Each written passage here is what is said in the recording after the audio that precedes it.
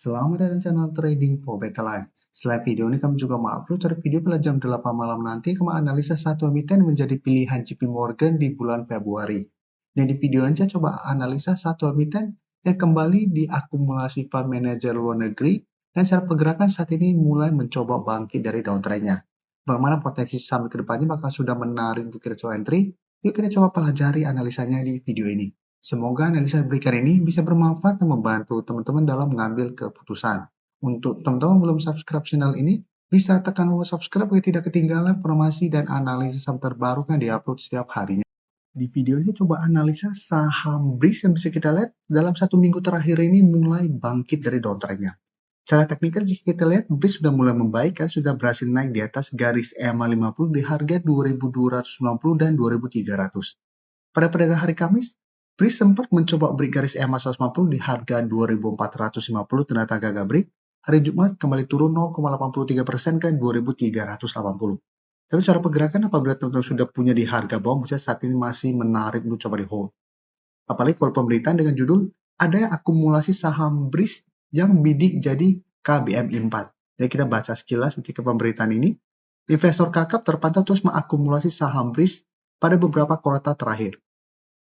BRIS yang baru saja menyandang status BWN kini mengincar naik kelas di KBMI 4 yang saatnya dihuni BBCA, Mandiri, BBRI, dan BBNI. Jadi dari Bloomberg, para analis yang memulai saham BRIS memberikan target tinggi untuk saham syariah terbesar di Indonesia itu. Sebanyak 24 analis yang memulai saham BRIS kompak memberikan rekomendasi untuk beli. Target harganya bisa kita lihat di sekitar harga 3.254 untuk 12 bulan ke depan. Jadi target harganya lumayan tinggi. Dari Bloomberg juga bisa kita lihat nama FMR LLC, perusahaan aset manajemen dari Amerika Serikat yang rutin menambah saham BRIS. Jadi masih terus dilakukan akumulasi, jadi menarik. Investor besar masih terus masuk akumulasi secara teknikal saat ini sudah mulai membaik. Dan kalau pemberitaan memang laporan keuangan BRIS di tahun 2025 masih naik 8%, laba bersihnya. Jadi secara teknikal mulai membaik, secara laporan keuangan juga masih oke. Sekarang kita lihat di broker summary. Di broker summary bisa kita perhatikan penurunan hari Jumat terpantau ini malah ada akumulasi besar.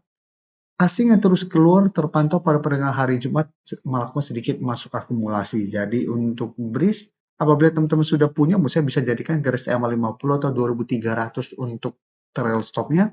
Sedangkan untuk teman-teman yang saat ini baru mau coba pantau di antara lebih oke, misalnya apabila bisa tunggu kembali di sekitar 2300 sampai garis EMA 50. Jadi pada perdagangan hari Jumat, BRIS sempat mendekati 2300, bisa bertanda rebound. Saya lihat minggu depan masih ada potensi karena cara pergerakan garis EMA 150 masih lumayan kuat, masih ada potensi saya lihat BRIS untuk kembali mendekati atau mengetes garis EMA 50. Jadi bisa dipantau apabila BRIS mengetes target harga yang masih bisa bertahan, masih menarik untuk entry untuk swing dan target terdekat di 2400 sampai garis EMA 150. Atau hold satu sama BRIS tidak turun mau garis EMA 50 dengan target lebih jauh di 2500. Sekarang kita coba lihat saham BBYB. Saham BBYB jika kita lihat cara pergerakan sebelumnya juga sempat bertahan di garis EMA 150. Saat itu mencoba naik di atas 400 ternyata gagal. Hari Jumat juga terkoreksi turun 3% lebih ke 370. Jadi untuk BBYB misalnya harus hati-hati. Beda dengan BRIS yang mulai reversal dari downtrend menuju uptrend. BBYB malah dari uptrend saat ini pelan-pelan berbesar menuju downtrend. Jadi secara teknikal sebenarnya ini sudah terkonfirmasi garis EMA 150 ini terlewati. Jadi harus hati-hati apabila fix hari Senin terkonfirmasi break garis EMA 150 yang saat sekitar 380. Dan target penurunan saya lihat ada potensi untuk menuju 340 sampai 350. Dan untuk saham BBYB bisa kita lihat, asing juga 3 hari terakhir mulai keluar dengan jumlah lumayan besar. Penurunan 3%-nya juga terpantau ini ada distribusi. Jadi potensi untuk lanjut turun masih lumayan besar. Jadi untuk teman-teman masih hold saham BBYB, misalnya harus hati-hati, harus pantau pergerakannya minggu depan. Pada minggu depan ternyata memang gagal naik kembali di atas 380, maka cara teknikal sudah tidak oke. Jadi apabila tentu mau coba spekulatif buy, wait and see, lihat apakah BRIS bisa naik di atas 380. Apabila minggu depan bisa naik kembali di atas 380, baru coba spekulatif buy dengan target swing jangka pendek di 400, atau hold satu sama BBYB tidak turun bawah 380 dengan target lebih jauh di 420. Sekarang coba update saham Mayora. Saham Mayora bisa kita lihat secara teknikal, ini salah satu saham yang masih oke. Secara pergerakan sebelumnya juga masih berada di bawah garis EMA 50 150 dan bisa kita lihat setelah berhasil break di akhir Januari. Mayora saat ini secara pergerakan masih melanjut ke uptrendnya. Ya, walaupun sempat terkoreksi mengetes kembali garis EMA 50-150, bisa kita lihat Mayora bisa bertahan dan saat ini kembali naik. Hari Jumat masih naik 5% lebih ke 2420. Jadi saat sebenarnya Mayora sudah mencapai target di 2400.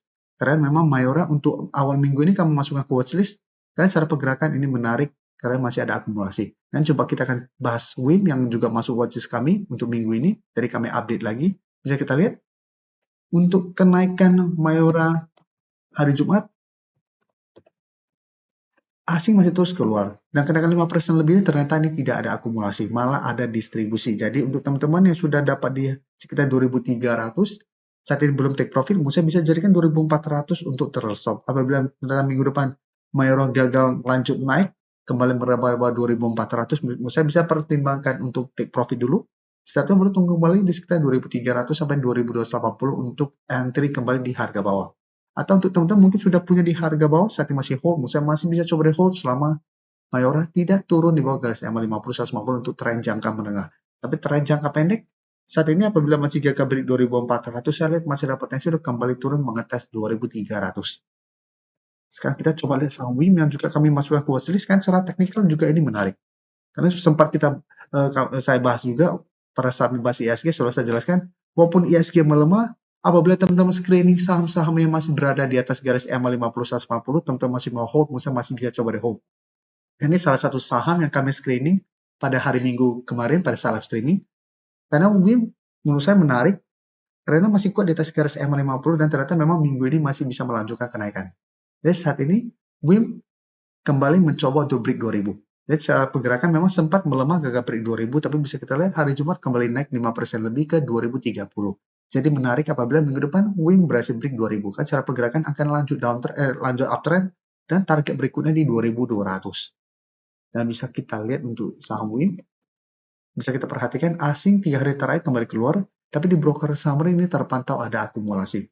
Sehingga untuk WIM, apabila teman-teman sudah punya di harga bawah, bisa jadikan 2000 untuk trail stop, atau jadikan 1800 untuk trail stopnya. Tapi untuk teman-teman yang minggu depan baru mau coba pantau dan entry, Musa juga masih bisa coba terpantau.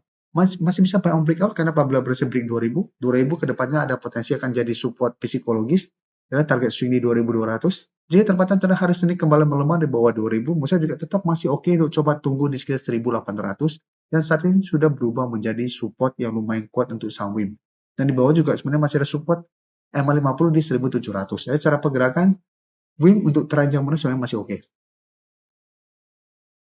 Sebelum saya lanjut analisis saham berikutnya, saya ingin memberikan sedikit informasi bahwa saat ini channel YouTube Trading for Better Life sudah mempunyai fitur membership.